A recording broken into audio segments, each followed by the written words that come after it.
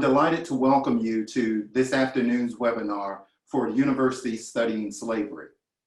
As you all well know, we desire to have everyone in person, but due to the COVID-19 pandemic, we had to come to you through this webinar format. We're excited to be here this afternoon. We have an exciting number of presentations and an exciting conversation that will follow those presentations. But more importantly, we want you to keep your calendars open for spring of 2021, when we will have another gathering sponsored by one of our convening partners, Georgetown University. And we do look forward to hosting everyone in person in 2022.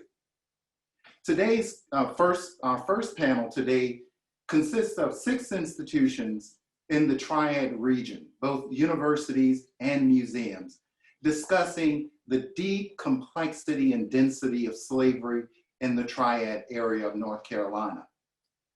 When we think of the Triad anchor cities of Winston-Salem, Greensboro, and High Point, we realize they're not the cities of Richmond, Charleston, and New Orleans in terms of the history of slavery and the slave trade in the US.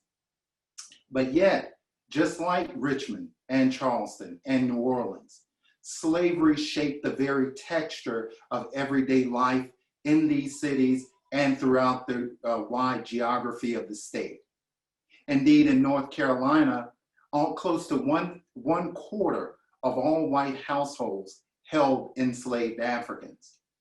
In the Piedmont, close to 1/3 of the total population in 1860 consisted of enslaved Africans.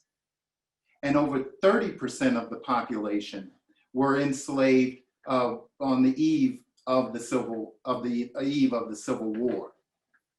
Indeed, as the Grand W.E.B. Du Bois stated in his phenomenal text of 1935, Black Reconstruction in America, the true significance of slavery in the United States to the whole of the social development of America lay in the relation of the enslaved to democracy. This afternoon, we have our partners coming to us to begin to uncover and excavate the deep, rich history of how enslaved Africans not only shape the texture of everyday life in the Triad, but more importantly, we're going to examine the implications of this institution on American democracy itself. Our first presentation will come to us from Arwen Smallwood, who is chair of the history department at North Carolina A&T University, who will provide us with an overview of slavery in North Carolina. He will be followed by Martha Hartley, director of the Moravian Research Project and co-chair of the Hidden Town Project at Old Salem Museum and Gardens in Winston-Salem, North Carolina. Amy Ryo, who is chaplain of Salem Academy and College and co-chair of the Anna Maria Samuel Project, Race, Remembrance, and Reconciliation, will offer us an overview of how the history of slavery challenges Salem Academy and College. Coming to us from Guilford College, Gwen Gosney Erickson and Krishana Hines Gaither, who are co-chairs of Guilford College's Curry-Coffin Commission on Slavery, Race, and Recognition, will provide us with an overview of their distinctive project. My colleague from Wake Forest University, Mary Tribble, who is Senior Advisor for Engagement Strategies, as well as a member of the Wake Forest University Slavery, Race, and Memory Project, will offer us an overview of the Slavery, Race, and Memory Project and her particular perspective on slavery and Wake Forest University. We'll conclude our presentation with LaTanya Wiley, who is Special Events Coordinator and Senior Interpreter of the International Civil Rights Center and Museum in Greensboro, North Carolina, offering us an overview of how slavery and its legacies are being told through the narratives gathered at the International Civil Rights Center and Museum in Greensboro. After our presentations and a brief Q&A period, we'll then move to another discussion, an important discussion around slavery's legacies in our contemporary moment when we engage the topic, A History of Slavery, Race, and Policing. And we will do that with my dear colleague from Wake Forest University, Cami Chavis, who's professor of law, director of the Criminal Justice Project in the School of Law at Wake Forest, and also associate provost for academic initiatives and co-chair of Wake Forest University's Slavery, Race, and Memory Project. We'll have more about that conversation later in our program. But for now, I want us to start with those 6 presentations from these Triad institutions, beginning with Arwen Smallwood from North Carolina A&T University. Arwen? Thank you, Dr. Walker. I appreciate that. And I'm going to share my screen with the audience and begin the process of talking about the origins of slavery in North Carolina. Thank you all for taking the time to be with us this afternoon. And I'm going to go through as quickly as I can a very general overview of slavery in North Carolina. As this map of North Carolina indicates, slavery and really settlement of North Carolina began in the northeastern part of the state in the 1600s. And really that part of the state, which was called the Albemarle region, was a part of Virginia. And so we have a lot of early settlers who come down from Virginia into northeastern North Carolina and settle that region, and they bring their slaves with them. On the lower map, you see Bertie County highlighted. And one of the interesting things about the history of Bertie County is that even before slavery was brought into northeastern North Carolina, many free blacks and mixed race people fled Virginia for eastern North Carolina as Virginia changed their laws to legalize the institution of slavery. So that is why these are highlighted. And then you see the gradual move of slavery from the east to the west as we get into the 1700s, middle 1700s, as the state is populated. And as you see in the back country, you have a lot of Scotch-Irish, you have Germans who settled, the Moravians, as well as Quakers. And so the back country is very different from the east because it's primarily the English, the light brown in the east. It's the English who really bring in African slaves and utilize them on their tobacco plantations to clear land and cultivate cash crops. So I will try to do a very quick overview and keep track of my time so that I, stop. But we want to talk about the first arrivals in North Carolina. And one of the things I think that's important as we talk about slavery in North Carolina is to note that many of the first Africans to arrive in North Carolina, or the first documented or known Africans that arrived, were not actually slaves. Sir Francis Drake brought over 700 Africans to Roanoke Island. We often talk about the lost colony, but we don't talk about these Africans that were brought a year before in 1586. And these peoples actually had assisted Drake in attacking islands in the Caribbean, Spanish islands in the Caribbean. And as a reward for these Africans, who is a mix of people, Africans and West Indians, who assisted in this assault on the Caribbean and on the Spanish islands in Florida, they were given their freedom and released on Roanoke Island in 1586. So actually some of the first Africans to be brought to the Americas, specifically by the English, and it was a mix of people, Muslims, Moors, West Africans, Native Americans from the Caribbean, and even some Jews, were actually released into eastern North Carolina and began early to blend with the native populations of eastern North Carolina. So I think it's worth noting that when we talk about slavery in North Carolina and the impact of it, that there were people of color, mixed people, African peoples who blended with native peoples in the state prior to the introduction of African slavery into the region. And therefore we have a Creolized culture in eastern North Carolina where we have many native peoples who are mixed with European and African blood, and many African Americans who are mixed as well. And it's just something I think that should be noted about the history of North Carolina. But really the earliest history of slavery in North Carolina is connected to Virginia. And as Virginia develops, beginning in 1607 as a colony, and then with Africans being introduced in 1619 as indentured servants, and that colony expands throughout the Chesapeake into Maryland and down into North Carolina, we're going to see that Africans are being brought in to be utilized on tobacco plantations in Virginia, and Virginia will begin the process of enacting a series of laws to govern those people in that area. But many of those early people are not just African, but they are African and Indian, as well as Europeans, white indentured servants. And these laws basically evolve, and I won't go through them all, but beginning with the introductions of Africans in 1619, we see a series of laws impacting these people as well as their children and the different relationships between Indian, African, and white peoples. So I'm not reading through all of these. These presentations will be made available to viewers later, so you can go through and look at these. But it's important to understand that Africans and Indians were enslaved in Virginia and in North Carolina. And when we talk about the early slave population of North Carolina, that history is really connected to Virginia. We can't really separate them, okay?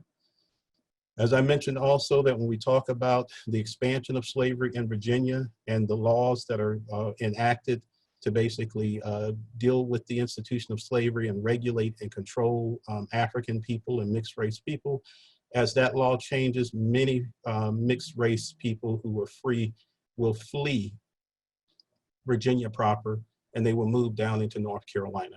And they begin to settle along the Roanoke River and the Chowan River in eastern North Carolina. So this is really the beginnings of slavery in terms of its origins in Virginia as a labor system to help promote the colony of Virginia and help them to really advance their cash crop tobacco. And since eastern North Carolina, particularly the coastal plains, were also very, very fertile land for tobacco, we will see that we see movement down into the eastern part of the state, and then over from the east eventually to the west. So the areas you see highlighted here, and you see the native groups to the west, like the Nottoway Indians, the Meharan Indians, the Tuscarora Indians, and then a number of other groups like the Machapungas and Bear River and Mesquite Indians that lived in the swampy areas of the east. It's important to understand that these peoples were enslaved and they were mixed together, which is why when we talk about laws like in 1682, where we talk about, Negroes, Moors, mulattoes, or Indians were considered to be slaves, and at the time of their purchase in either, their parents, we began to see the evolution and the development of slavery in North Carolina. And we begin to see laws that are being enacted in Virginia, which impact North Carolina because it's a part of Virginia in terms of, these peoples and they're being used for slavery. So again, slavery begins in the northeastern part of our state. It then expands down into the southeastern part of North Carolina, our earliest counties, especially of Albemarle County, and then from east to west. Most North Carolinians who are native to the state, white, African, they understand that the movement of the state, most people trace their ancestry back to the eastern part of the state. So whether they live in Winston-Salem or whether they live in Raleigh, Wake County, it doesn't matter. Most people who are originally from North Carolina move from east to west. So it's important to understand when we talk about slavery and we talk about the impact of slavery, it's important to understand that, again, there are peoples of color, African, Native Americans, and others who are forced together in the institution of slavery, and that there are three distinct communities of African Americans, those people who are enslaved on plantations with white indentured servants and also Indian servants and slaves.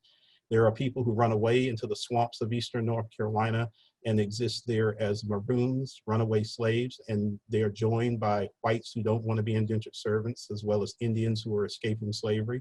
And then we have people on the frontier in North Carolina who are living with the Native Americans and creating their own communities, runaway slaves, free blacks who are fleeing the slave institution, and white and black traders who are interacting with Native people, and then of course the Native nations themselves. So this is a very brief, overview of how slavery is introduced into North Carolina.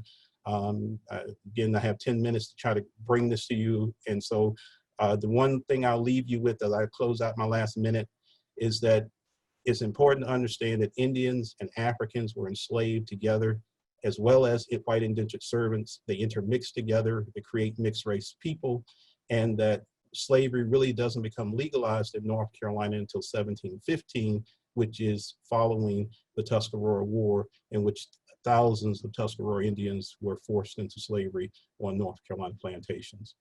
So I will conclude my discussion of beginnings of slavery with that basic overview, that it is really a part of, one of the parts of the evolution of slavery in North Carolina is the relationship between Blacks and Indians. And really the Tuscarora War was the war that crystallized Indian slavery, because after that war and the defeat of the Tuscaroras, we will see these Native people be enslaved with Africans, and we see mixed peoples enslaved in the state of North Carolina. Okay, I will stop here.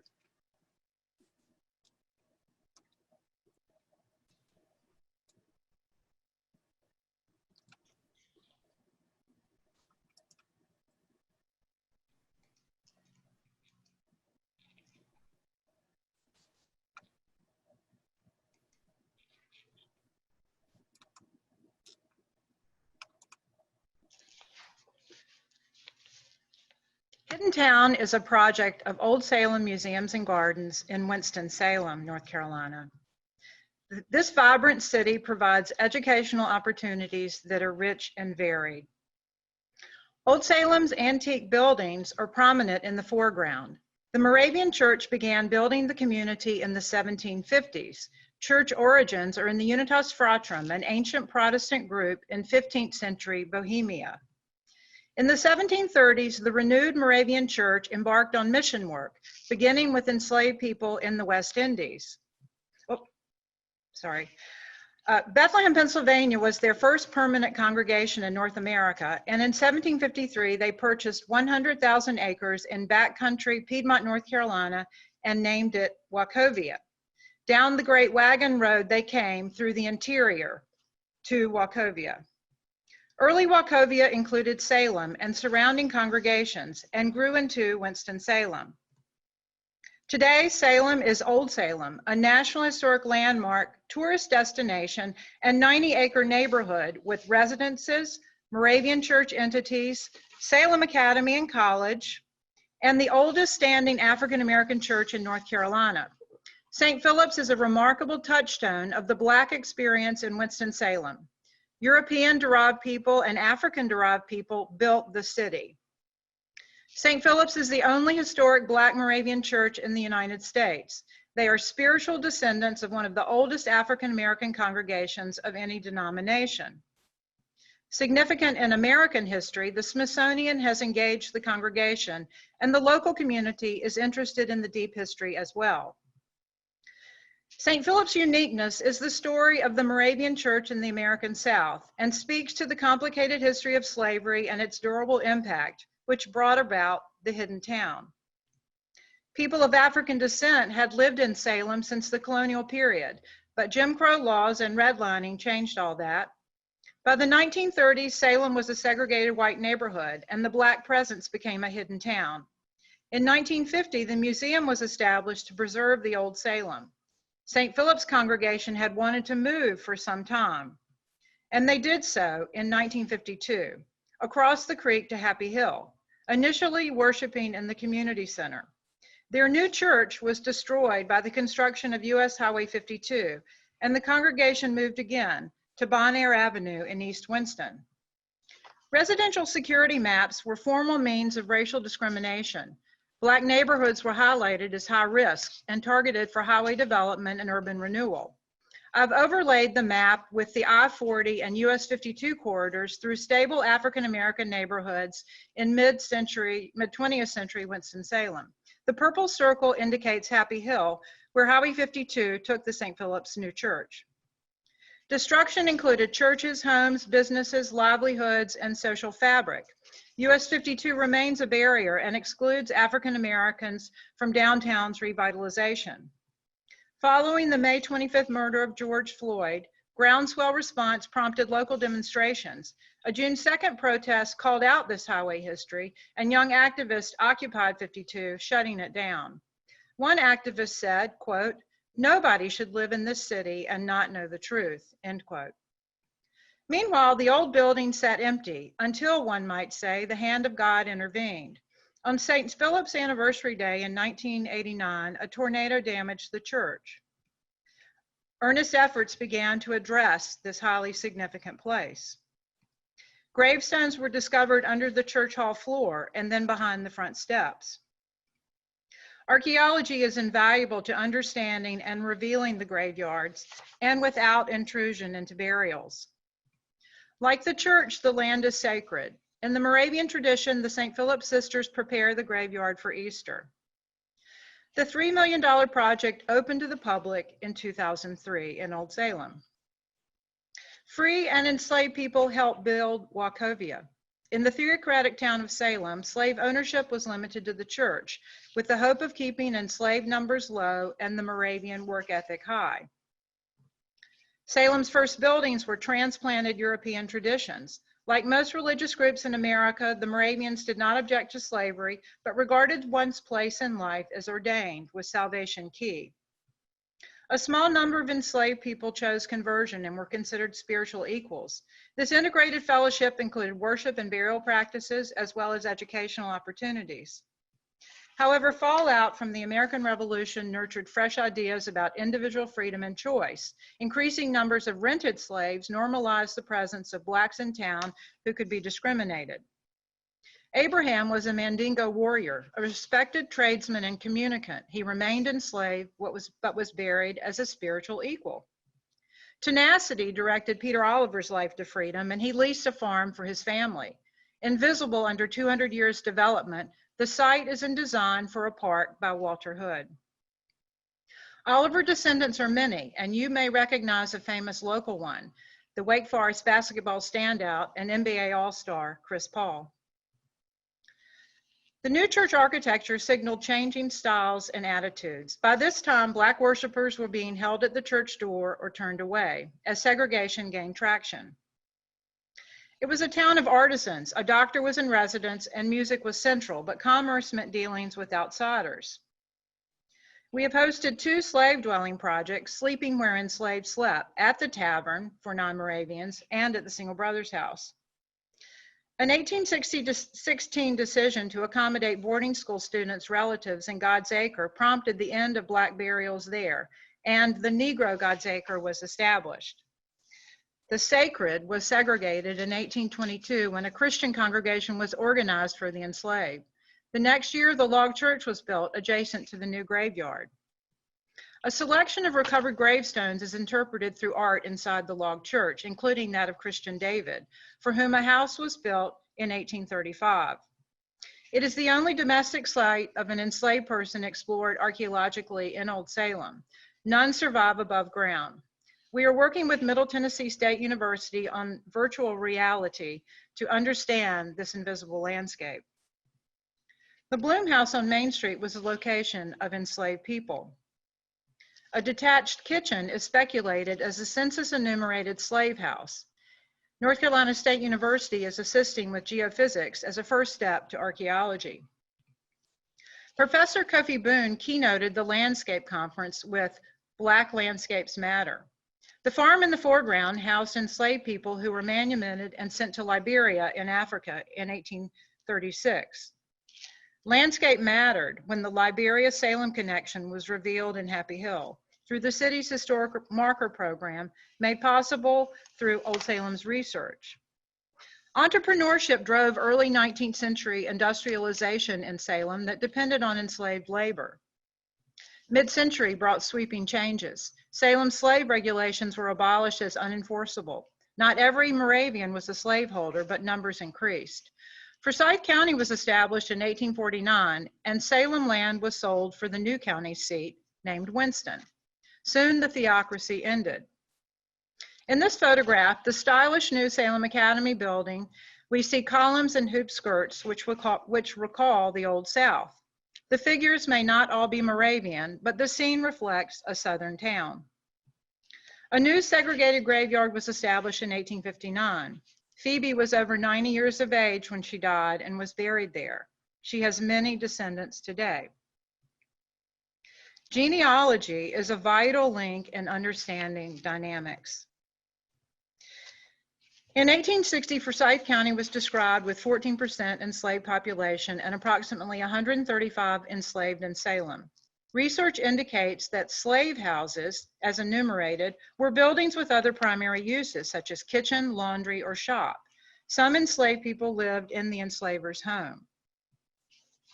This photograph recorded a laundry in the foreground that we speculate was the enumerated slave house where an enslaved girl may have lived. Last year, a graduate student at Savannah College of Art and Design created a virtual reality experience for the building's interior. St. Philip's Brick Church was built in 1861 and known as the African Church in Salem. Freedom was announced in this building by a Union cavalry chaplain on May the 21st, 1865. These same pews are powerful seating for addressing racism. The Moravian Church made a formal apology for slavery in 2006. Reconciliation is the challenge. The freedmen prioritized education, negotiated for land, and built a school for their children in 1867. Housing formerly enslaved people in Salem was not welcomed by all residents, and the church created a freedmen's neighborhood across the creek with streets laid out and lots sold for $10 each. Named Liberia, it was the first Black neighborhood in Winston-Salem and quickly known as Happy Hill. Winston and Salem consolidated in 1913. Textiles and tobacco made it the largest and wealthiest city in North Carolina until the Great Depression. Tobacco jobs attracted African Americans and boosted the Black population to 40%. Happy Hill was a stable neighborhood with 130 families on the beautiful rolling landscape. However, mid-century forces of urban renewal and highway development traumatized Happy Hill.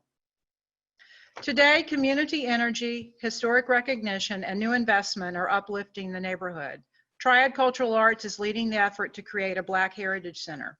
Support for Happy Hill is an essential part of our Hidden Town work. The Hidden Town Project is research-driven, with invaluable contributions from volunteers and student interns. Recognizing that we live our history, we cannot limit ourselves to the historical record, but use its insights to address the present and to move forward in human relationship. Thank you.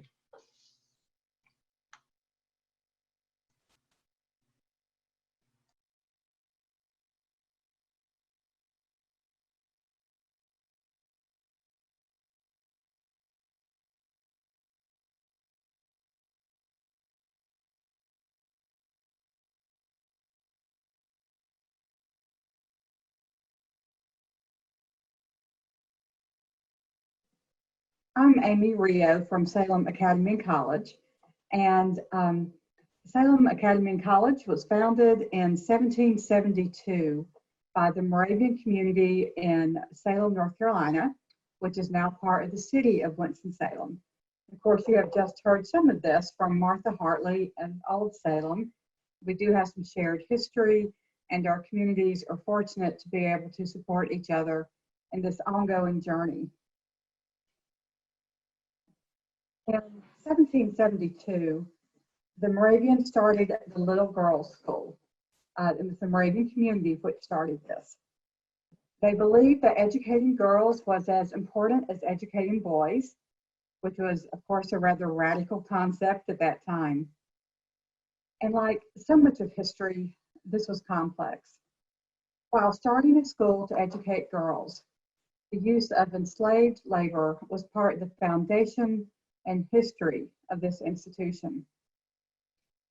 Now, the Little Girls' School evolved into Salem Academy, what is now a college preparatory boarding and day school for girls 9th through 12th grade, and evolved into Salem College, which officially began in 1878 and continues as a women's college today. Now you can see the overview of our campus. And the left-hand side of the campus is where Old Salem is located, and we're just south of downtown Winston-Salem. And there's an overview where you can see a little bit more of that as well. Now, in the spring of 2017, college students began a protest which focused on a number of issues, and one of which was a desire for a more inclusive and equitable campus. Now, our college student population has been close to 50% students of color for a number of years. I'm certain that all of us know that simple, diverse demographics does not equal equity and inclusion. One of the issues brought forth was a need to uncover and tell our fuller history at Salem. Now, a committee was formed under the Office of the President, which evolved into what is now named the Anna Maria Samuel Project, Race, Remembrance, and Reconciliation. I co-chair this committee with Ms. Michelle Hopkins Lawrence, a history instructor at the Academy and gifted historian. Both Ms. Lawrence and Jesse Bowman, a 2018 graduate of the college, have conducted a fair amount of research as part of this committee.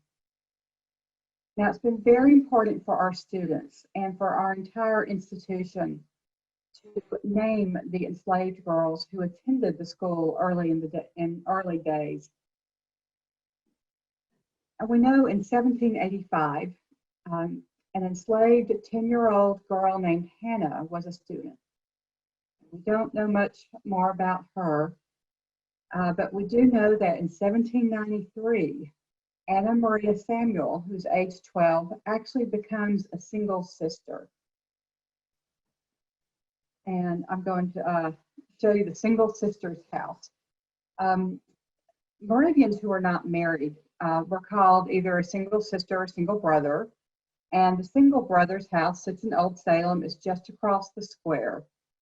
The single sister's house that you see here is the oldest building at Salem Academy and College, with the date stone of 1789. Now, Anna Maria Samuel, as an actual single sister, moved into the building where the girls lived and studied. And our committee took its name to honor this girl who was a student there for 2 years. Now, Anna Maria is buried in the historic Moravian settlement of Pythabra, which is just about 10 minutes north of Salem. And here you can see her gravestone in God's Acre. And just as a side note, God's Acre is what Moravian cemeteries are called. We have a God's Acre at Salem, and you saw some pictures of that in Martha's presentation. Now, research has also brought to light specific individuals who were enslaved and worked at the school from the early days up through the Civil War. And we continue to do research to uncover the names and any other information of the enslaved people who made it possible for this school to exist. Now, here's a slide with names that we have discovered so far of enslaved and free Black laborers from 1788 to 1865, the end of the Civil War. And this has been uncovered by research from Michelle Hopkins Lawrence.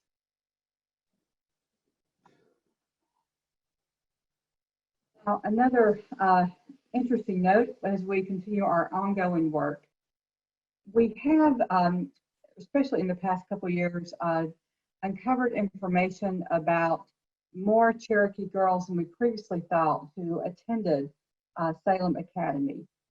And we know of, at this point, about 14 who attended and resided there as boarders until the forced removal of the Cherokee Nation in 1838. And there is ongoing important work continuing to take place with the Moravian Archives and with Old Salem to learn more about this. Now, our committee has hosted campus and community-wide presentations on this research throughout the past 3 years. Martha Hartley has given a presentation on campus, and we work closely with Old Salem since our grounds are contiguous and our early history is certainly intertwined. Michelle Hopkins Lawrence and Jesse Bowman have also presented research to our larger institution and community. We are in the process of revising signage, or we have revised signage in the museum and our Single Sisters house. One part of Single Sisters has a museum about the very beginnings, and we have revised our signage to be more inclusive and up to date with the information we have. And currently, we are also in the process of posting signage around campus that will highlight the presence of enslaved labor, as well as tenement housing that was used for African American workers at Salem after the Civil War on up through the earlier parts of last century. Now, there's so much more work to be done, and we know that we're really just at the very beginning. We're fortunate to have the Moravian history where they recorded so much information. We are continuing to explore grant opportunities for ways to help fund this research and to uncover more of what we have in our own archives at the Academy and the College, as well as the Moravian archives. So thank you.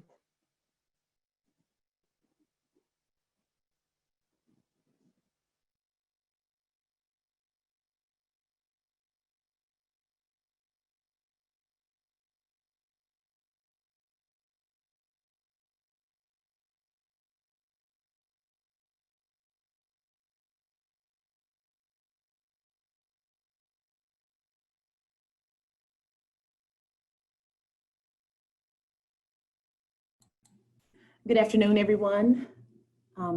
Thank you so much for being here.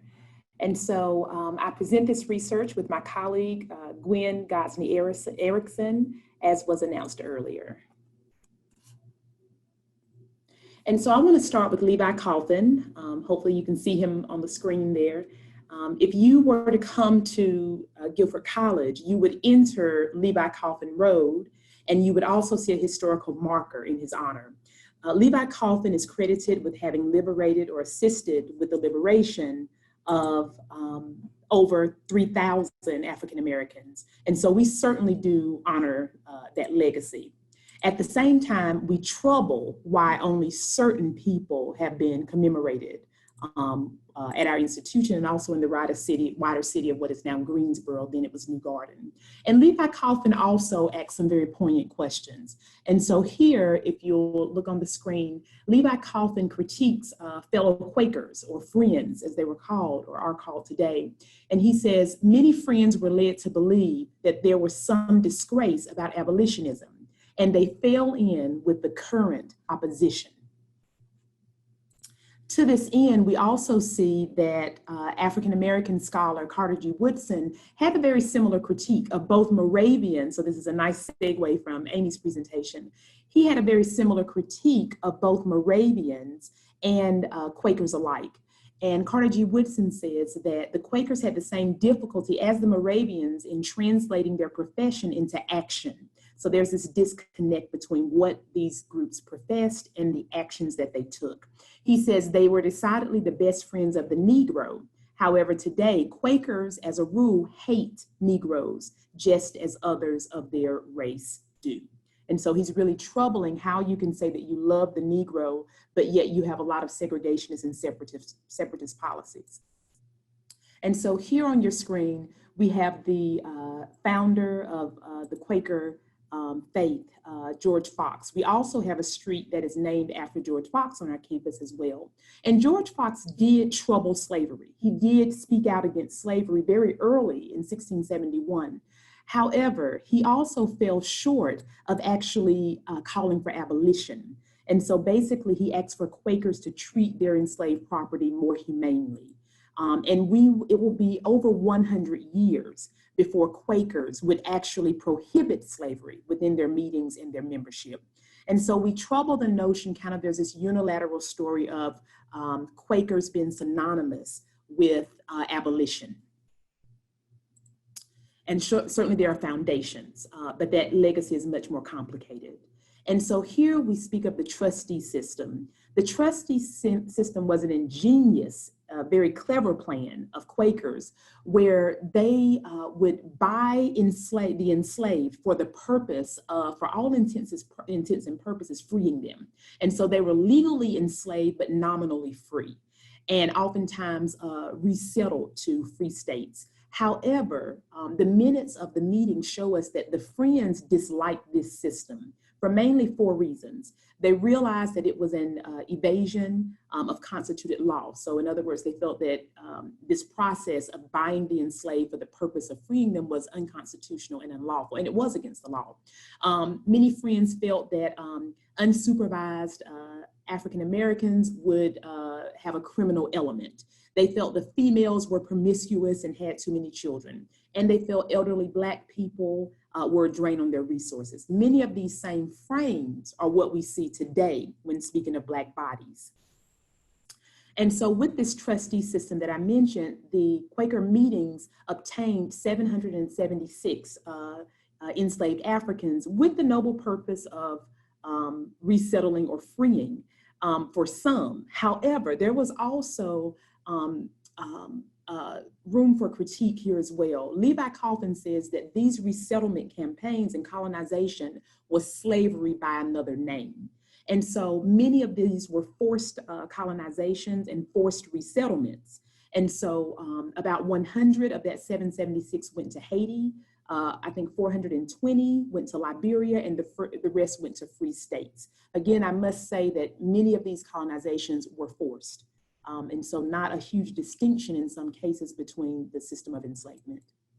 And so what happened to the enslaved when they reached northern states and they were met by Quakers? And so many of these liberated African Americans, to use the term of the Quaker Minutes, were resettled in Indiana.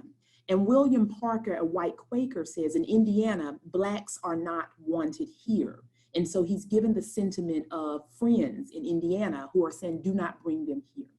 And then in Pennsylvania, we have something very similar where a Quaker ship called the Julius Pringle that had freedom seekers aboard, they were actually met with guns and artillery by Quakers who are saying, do not bring Blacks here.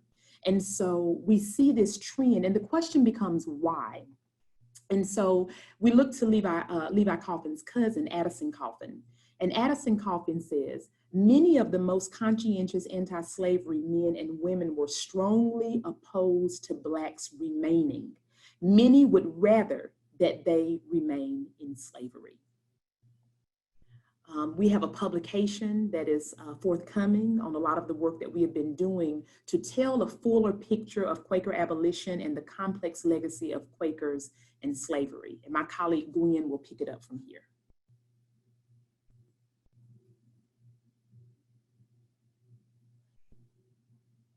Thank you, Krishana.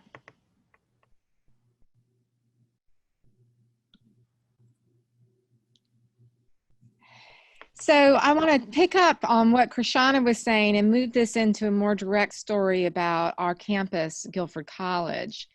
The state historical marker she mentioned, the campus road name memorializing Levi Coffin are both notable, but what's also notable is who is not named. Levi Coffin left North Carolina for Indiana a decade before New Garden Boarding School opened in 1837. New Garden Boarding School later transformed into what today is known as Guilford College. Unnamed is Vina Curry, an African-American woman who worked with Coffin and was employed at the school for domestic tasks. Vina Curry is documented in school ledgers as an employee. The institution's most direct ties to freedom seeking and support of the Underground Railroad, now a prized marketing point for the college, is through a Black woman who is mostly invisible and never mentioned in our college published histories. So I'd like to complicate this narrative. Whose stories are left out? How might perceptions change when considering these other perspectives? Are there stories of inspiration that are missing from our historical memories? Are there stories of missed opportunities that we might learn from present day? The founding years of the early school were a beacon of hope for North Carolina Quakers during very challenging times. Garrisonian abolitionists, quite a radical place to be in North Carolina, were among the individuals who served as faculty at the new school. Except for a few underdocumented laborers, such as Vina Curry, the campus was all white and exclusively Quaker. The school was challenged to find sufficient tuition funds among the Quaker families and started to welcome white non-Quakers just a few years after founding. By the 1850s, non-Quaker students were in the majority, though faculty remained exclusively Quaker for several more decades. Guilford historian Alex Stossen wrote 20 years ago, "During Reconstruction, the school and North Carolina Yearly Meeting came to the same conclusion on how to deal with the lost cause. Since Quakers had opposed slavery and not supported the Confederacy, anger and bitter words were directed at them. To fend this off, Quakers lost interest in African Americans and assumed the mantle of victimhood.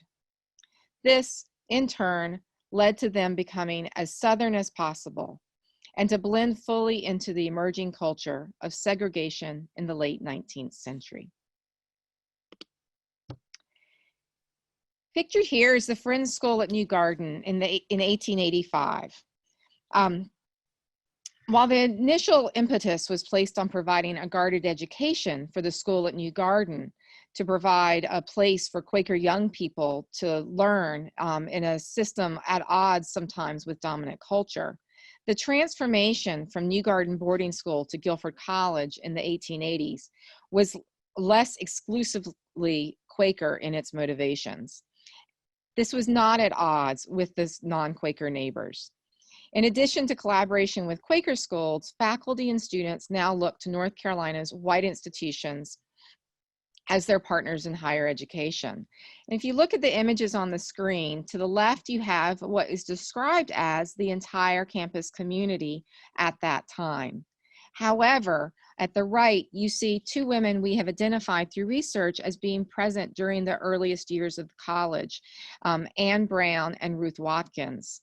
They are not pictured in the group pictures, and we are slowly uncovering through census research and college ledger books the identities of other members of the campus landscape who have since been invisible and not considered part of the college community until much more recently.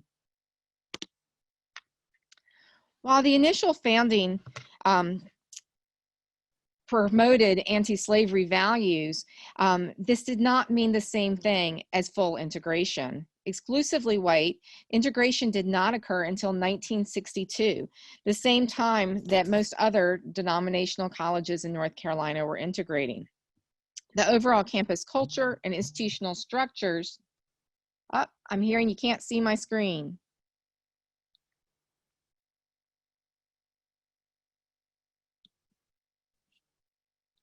Let me see if I can get this fixed for you.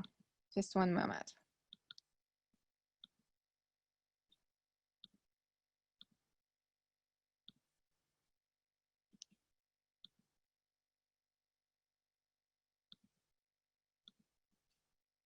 Sorry about that. Let me present. Okay, hopefully you're seeing my screen now. Sorry about that, folks. So I just will very quickly, because I don't want to use up other folks' time, just wrap up with a quick 2-minute. Just want to show you, this was the screen I showed earlier, captured that with your images of 1880s Guilford. Then our want to just wrap up quickly in closing to mention the distinction that happens when you stereotype Quakers as abolitionists and equate that also with involvement in civil rights. And what you see here on the screen is a document from May 1963 where the college's official stance was neutral. as neither supporting nor condemning participation in the civil rights activities. This document came to us from the papers of a Guilford student, Beth Taylor, who documented her experiences as a white Quaker student who intentionally came to Guilford College, assuming that the kind of the stereotypical legacies as a anti-slavery institution would mean it would be a good place to participate in Greensboro's civil rights movement. She did not feel supported and later transferred. I'd like to close with some queries for consideration. Queries are a practice within Quakerism of using questions for reflection and as part of a spiritual exercise. A tool for offering challenges to the community and encouraging a deeper reflection. So I'll close with reading these 3 questions. How do we negotiate Quaker heritage as both a space with deep and long aspirational values associated with social justice, as well as an institution entangled in a culture of white supremacy? Are there comfortable choices that we choose to make today coming from our places of privilege? Are we aware of the privileges that exist for some and not others? How do we start the difficult process of reframing our Quaker narratives to honor our abolitionist past while acknowledging unbearable truths? Thank you.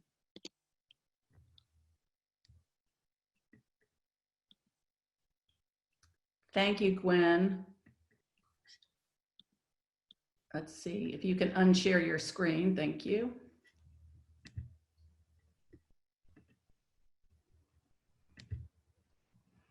All right, thank you. I want to talk a little bit about changing narratives as it relates to the Wake Forest University Slavery, Race, and Memory Project. I want to talk a little bit about how narratives change, why they change, when they change, and how it is we've kind of created this institutional amnesia about our institution's connection with slavery.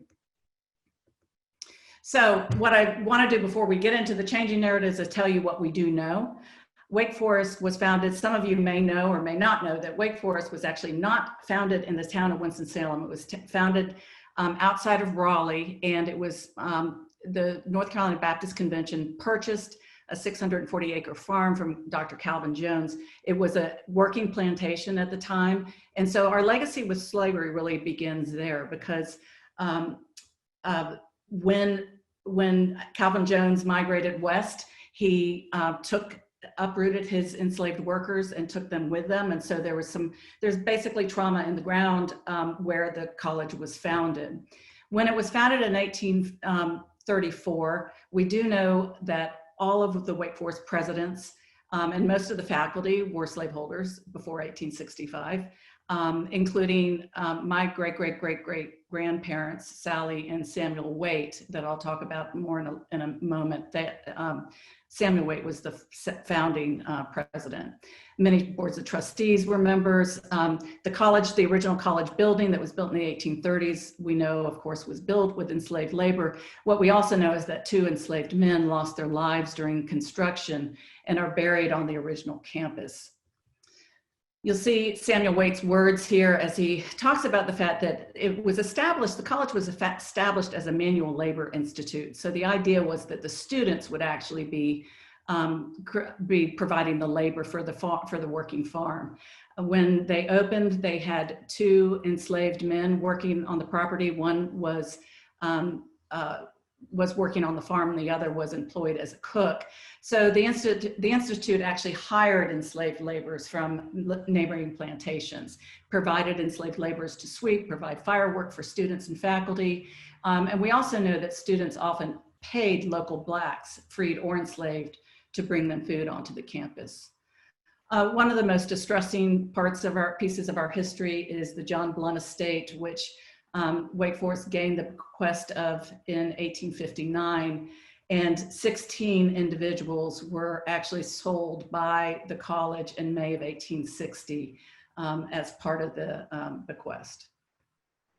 So that's a very quick kind of high level of what we know about Wake Forest and our connection with our legacy with slavery. But the narrative began to change pretty quickly, and that's what I want to talk a little bit about. So my family narrative was that because Samuel Waite was a poor Baptist minister, he couldn't have owned slaves. In fact, he wouldn't have owned slaves. That was what we you know, at least in my generation, were led to believe. And that kind of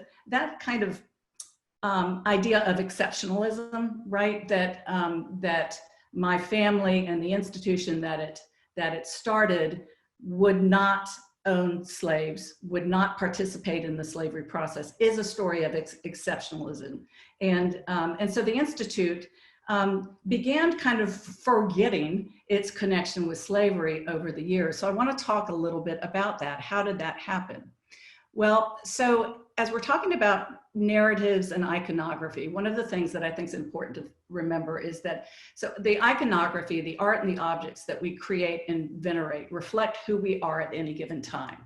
So contrast these two pieces of sculpture in Richmond on and near Monument Avenue. On the left is Jeb Stuart. He was unveiled in Richmond in 1907 at the height of Jim Crow.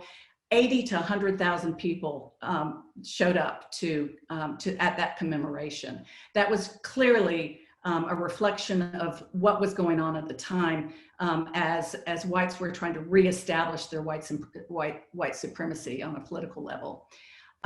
Contrast that to Rumors of War by Kehinde Wiley in 2019, where he's taken Jeb Stuart's horse. It's exactly the same stance, but he's inserted a black body onto that horse. He's actually introduced a contemporary young black man who's wearing a hoodie and wearing Nikes, and put these two really powerful icons in conversation. And that is a reflection of what's been going on for us at this point in time.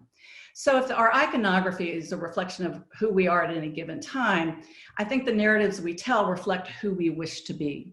So when my family and the institution kind of embraced this idea of an exceptionalism, and that certainly we weren't like every other institution that was founded in the South before 1865, it was because of that. It was because of how we envisioned ourselves.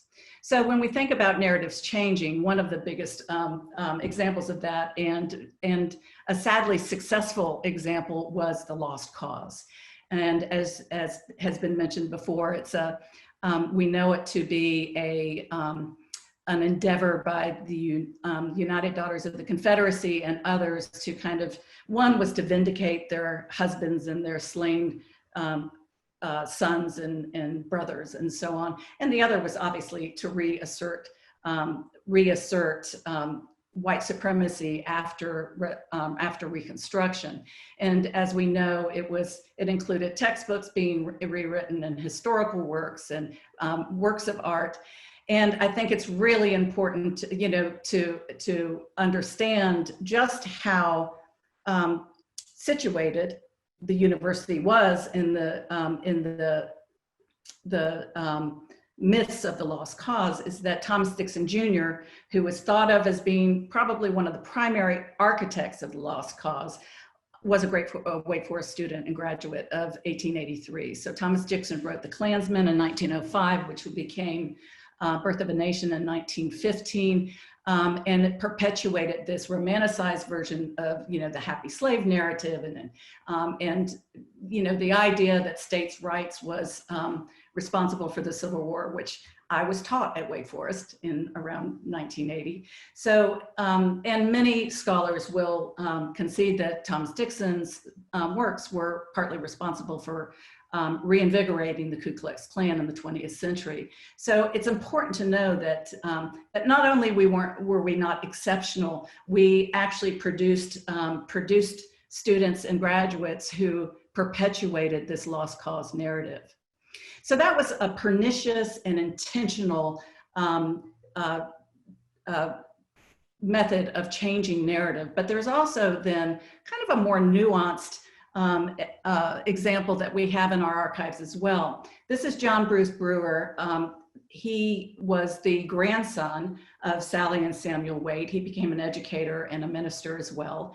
And in 1927, when he was 81 years old, he was giving a speech, and he was telling the story of Samuel Wade. And he's basically telling, these are his notes, and he's telling the origin story of Wake Forest. And he talks about the fact that the only thing he had to begin with were the best people in the world, a farm of 640 acres, a dwelling house, a carriage house, and several log cabins. Well, if you look more closely at his notes, you can see how the sentence originally ran was 640 acres, a dwelling house, a carriage house, and several Negro cabins, which had been used for. And you see that what he's done is he's crossed out which had been used for, and he's changed Negro to log.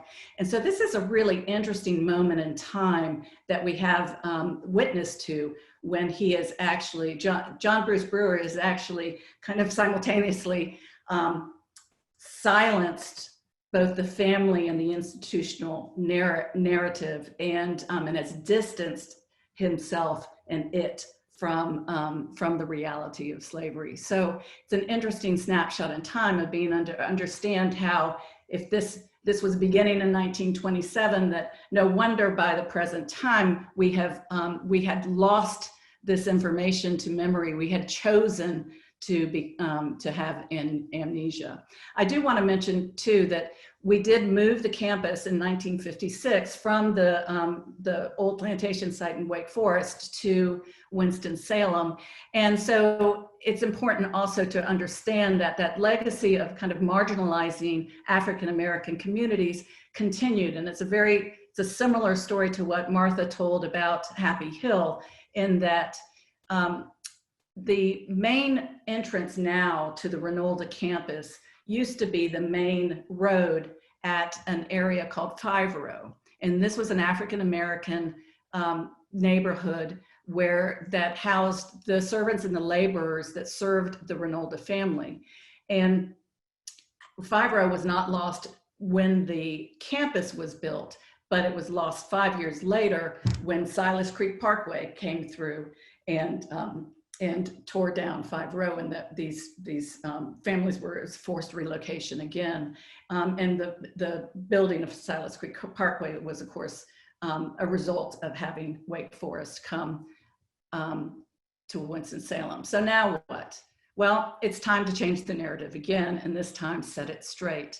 And that's what the Slavery, Race, and Memory Committee is doing. There are a number of initiatives between having students in classes with deep interaction in the town of Old Wake Forest. Dr. Hatch delivered an apology for the institution's connection to slavery in February. There's been some memorialization and commemoration. This was an event in May 2019 to honor and name the 16 individuals who had been sold. And finally, we published a series of essays to stand with and for humanity this summer. There's a lot more to be done. We're hoping to do additional research. We're hoping to do archaeological investigations at the original campus that would include both students and community and descendant work, et cetera. So we have a long way to go, but we're proud of the work that has been done. Thank you.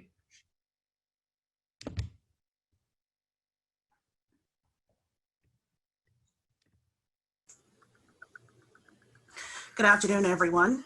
My name is Latanya Wiley, and I'm here representing the International Civil Rights Center and Museum.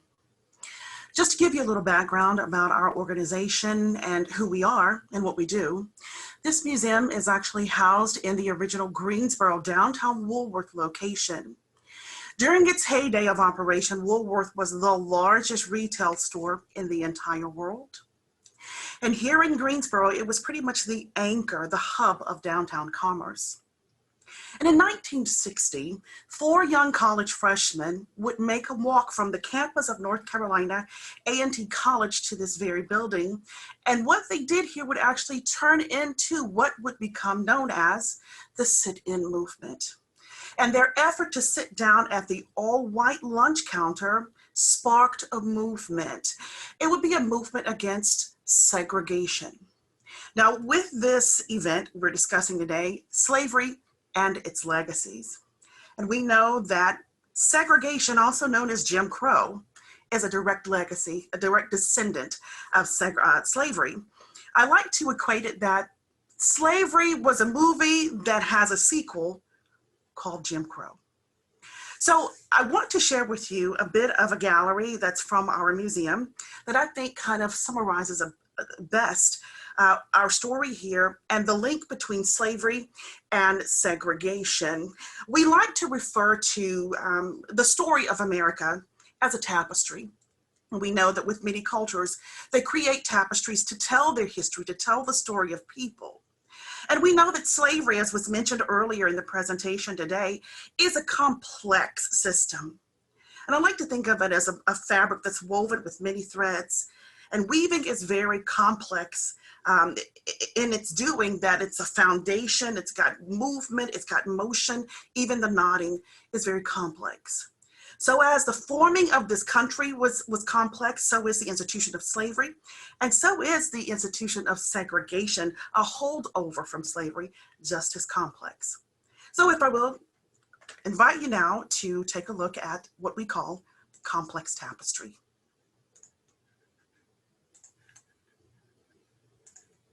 This gallery is called the Complex Tapestry.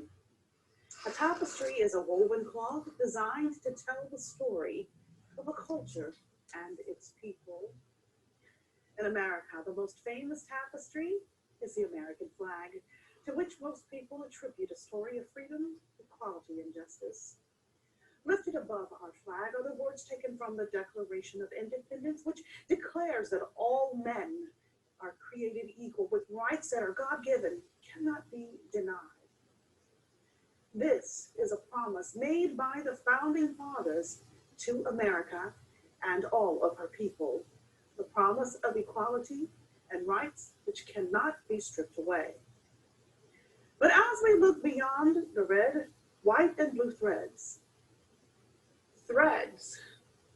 that lie beneath, threads in the form of signs which define the times of this country, colored entrance in white only, zoned a white community, plenty of good Negroes sold by the dozen.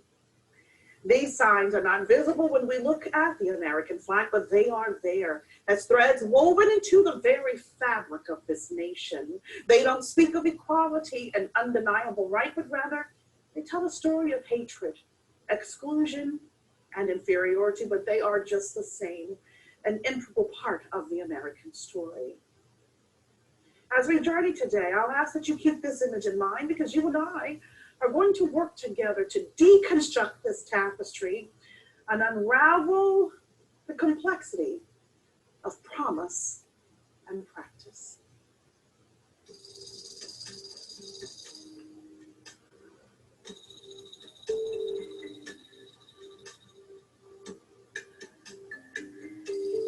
From the beginning, America's first European settlers compelled others to toil in back-breaking labor to build the nation's economy. The demands of colony building were enormous. Slavery became the answer to these demands. By the mid-19th century, the nation's once rural economy was increasingly driven by industry. America had begun to change, but its social ills remained. By this time, slavery had been abolished everywhere but the South, causing a growing rift between the slave states and the free.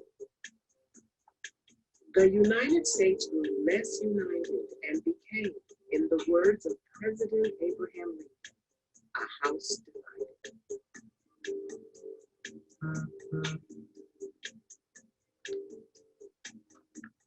The country went to war against itself. But after many bloody years of war, America's slaves were free. But even after Abraham Lincoln's Emancipation Proclamation and Reconstruction, American society was not prepared to find a place for its freed men and women. The response was immediate, alarming, and violent. Marauding bands of hooded vigilantes terrorized Black communities, leaving devastation and death in their wake. Segregation, a social system of racial exclusion, was written into law. During this period, many felt that African Americans were again subjected to the horrors of enslavement. As the nation continued its uneasy journey toward transformation, African Americans remained loyal to this land of unfulfilled promises of democracy. Black soldiers fought as patriots through a host of wars. Those returning from World War II joined in the fight for racial equality.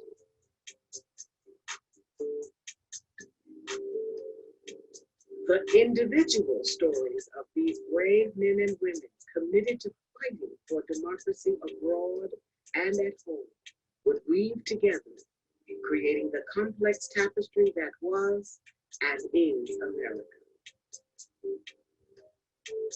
This museum is dedicated to those citizens who fought these battles and challenged this nation to live out its promise of equality for all Americans. On behalf of the International Civil Rights Center and Museum, my name is LaTanya. We invite you to come and join us here in the building, to be in the space, to be in the moment with us, so that you can feel the sense of pride that we have here, and a pride that you will take with you as we continue weaving together a tapestry for our future. Thank you.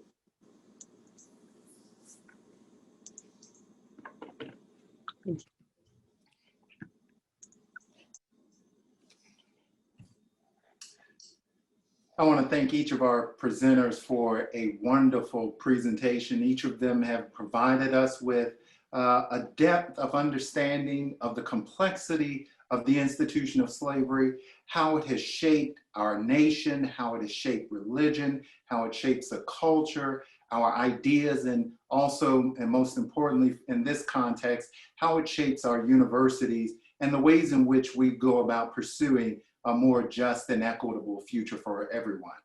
I'd like to ask all of the presenters to uncover themselves with their cameras so that we, with the last few minutes remaining, we can each respond to one big question. We have a number of questions submitted by our guests, and they've been wonderful in responding to some of the issues that have been raised. But most of the questions revolve around a big issue. And this central issue is, how has this understanding of slavery informed the ways in which you understand your histories and also your missions going forward? And we can begin with Arwen and go in the order of presentations. And I know Arwen at North Carolina A&T, we just had some news that North Carolina A&T has gone through a renaming process for a few of its buildings because of the names of those buildings, the connection with the legacies of slavery and white supremacy in the state. How does slavery inform our history of our institutions and our missions going forward? So thank you. For me, I'm gonna try to answer the original question first in terms of how it impacts me. Again, as a historian and as a historian of early American history, and so we're really talking about agricultural slavery, the physical act of going to the place and being in the places that slaves were. We talk about Eastern North Carolina and the swamps and the waterways, and you understand how complicated life was for Blacks, and then working on those plantations, how difficult it was to do that heavy agricultural work and the cutting of trees. So for me, when I look at North Carolina's landscape, and you particularly look in Eastern North Carolina, you have to understand that the very landscape of North Carolina, the ditches that were dug, the huge fields that you see in Eastern North Carolina, this work was done by slaves. And not to mention, you know, the schools, the universities, whether we're talking about Wake Forest or the University of North Carolina, that they were, you know, built, you know, in large part by the labor of slaves. So for me, you know, when I look at this state, I see the impact that slaves and my ancestors have had on the economic development of the state. And so when we talk about institutions, because I don't want to take too much time, if we talk about institutions and we talk about universities and we talk about HBCUs and the development of those schools and the fact that we have people who may have been supporters of white supremacy or who there is a legacy of slavery. Again, it just again talks about the fact that African Americans are integrated into the fabric of not just North Carolina, but of our nation. And they're inseparable. It is one of those truths, as we talk about with the conference. You may not like it, you know, and it may be upsetting or unsettling, but it is one of the realities and the truths. We have different histories. People have different histories, but that does not mean that we cannot reconcile and understand that and have an appreciation of the struggles that people of color have had.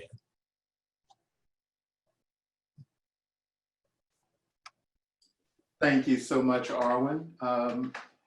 Amy or Krishana, do you want to take a stab at this, or Gwen?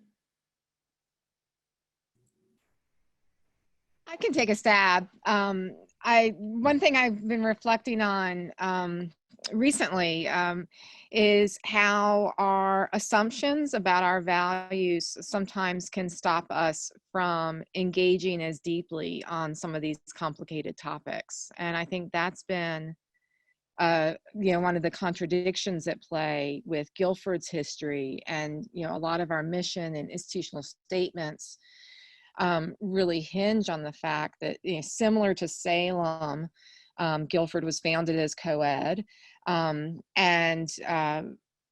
really stressed testimony of equality. And if you're having that kind of core formational identity as a place that respects everyone as spiritual beings and as people deserving to be educated, then how do you reconcile that when you have institutional systemic issues at play that counter that, and very direct things happening historically or even in the present day that might not meet with those stated ideals. So I think that's one of the things that comes into play with how you identify current mission and grow from learning a fuller history.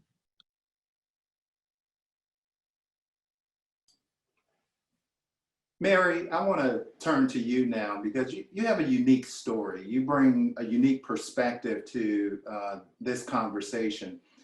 You've traced your family history all the way to the beginning of one of the institutions that's part of University Studying Slavery, Wake Forest University. Talk to us a bit about how it felt when you first unraveled the hidden narrative and the narrative history of your family. And then how that played into the work that you're doing as part of the Slavery, Race, and Memory Project at Wake Forest University. Yeah, thank you, Corey. Yes, it has been kind of both a personal and professional journey for me. I began my graduate school work and in researching, I really did primarily Sally Waite, the wife of the founder, because I wanted to bring her voice. Her voice had never been heard, and I wanted to bring her voice to the forefront. And I started that work around the time that the university, or that the Slavery, Race, and Memory Project began at Wake Forest under a different name. And, you know, I still remember the moment I was standing in the Z. Smith Reynolds Special Collections room, and Andrew Kennedy, who is the historian that has been writing a new history of Wake Forest, showed me this bill of sale from the two women that the Waites had purchased. And that was when my family narrative just began unraveling for me. And I became so aware of not only the how it kind of immersed my family narrative, how influenced my family narrative was with the lost cause narrative, but also Wake Forest's. And, you know, I mentioned that I was taught it was states' rights when I was at Wake Forest. When I was at Wake Forest, the Ks would put on Confederate uniforms and, you know, deliver invitations to their big ball.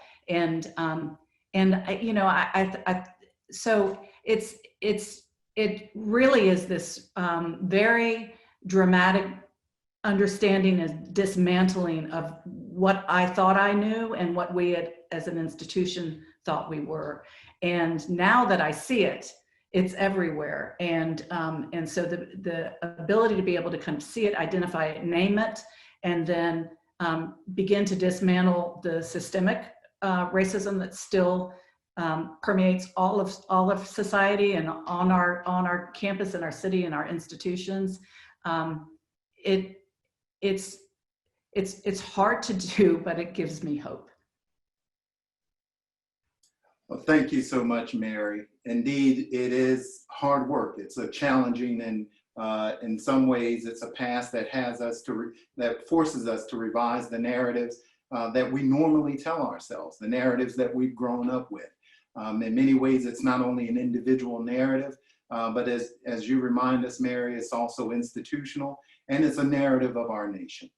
I want to thank each of our panelists. I want to thank Arwen, Martha, Amy, Gwen, Krishana, Mary, Latoya. Thank you for your important work that you're doing. Thank you for sharing the work that you're doing with this audience, with Universities Studying Slavery. Although ideally we'd love to be together all in one room so where we can continue the conversation, because I know there are many more questions and folks would love to follow up with you. But what I'd like to do to let our audience know, you can find out more about these individual projects, the International Civil Rights Center and Museum, Wake Forest's Slavery, Race, and Memory Project, the projects that are going on at Guilford College, Salem Academy and College, and Old Salem Museum and Gardens in North Carolina A&T. They're available on their websites. So what we'll also do is we'll connect you with the University Studying Slavery Facebook page so that you can continue the conversation. But right now, we're going to have one of our colleagues send you another link for another Zoom conversation that'll take up the legacies of slavery in our contemporary moment when we begin to engage our next conversation, History of Slavery, Race, and Policing. So we'll start that at 2:30, and I believe, Liz, you're going to drop the link right in our chat box for everybody to link onto our next conversation, and we'll start that conversation at 2:30. So I want to thank you all for coming today. Thank you all to our presenters, and I look forward to having everyone join us for our next conversation, A History of Slavery, Race, and Policing, that'll begin at 2:30.